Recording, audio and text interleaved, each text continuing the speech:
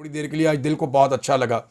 तो जितने लोगों ने वहाँ मेरे से मुलाकात की, मुझे प्यार दिया, मेरे साथ वक्त गुजारा, उन सब का बहुत शुक्रिया। और जिन्होंने मुझे अपने घोड़े दिए चलाने के लिए, उनका तो बहुत ही शुक्रिया।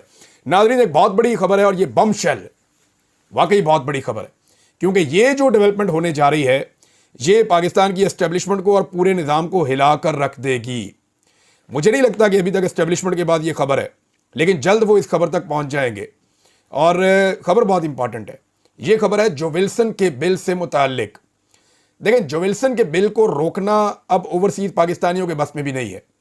ये बिल इनिशिएट हो चुका है और इसके ऊपर जो है वो आने वाले दिनों में कार्रवाई होगी, डेवलपमेंट होगी। अब इसको रोकने का एक ही तरीका है।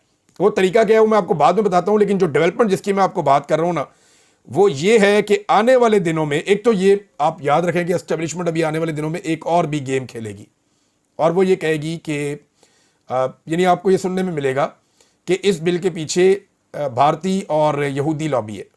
वो ये इस तरह की बातें करेंगे। वो ये कहेंगे जी इसके पीछे इसराइली काम कर रहे हैं, भारतीय काम कर रहे हैं, और कश्मीर और फ़लस्तीन पे पाकिस्तान का एक मौक़िफ़ है। वो क्या मौक़िफ़ है वो तो हम देख लिया। फ़लस्तीन के साथ जो कुछ भी हुआ, पाकिस्तान ने क्या जैसे माजी में मजबूती के साथ मौक़िफ़ को उठाया था, क्या आजकल पाकिस्तान वैसे उठा रहा है?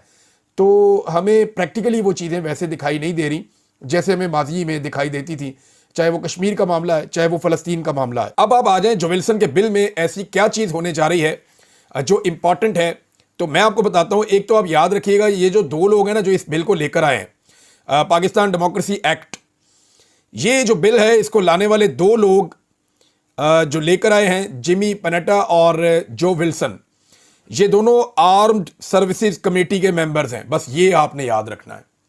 ये अमेरिका की एक बहुत इंपॉर्टेंट कमेटी है और ये दोनों लोग आर्म्ड सर्विसेज कमेटी के मेंबर्स हैं। एक चीज़ तो मैंने आपको ये बताई है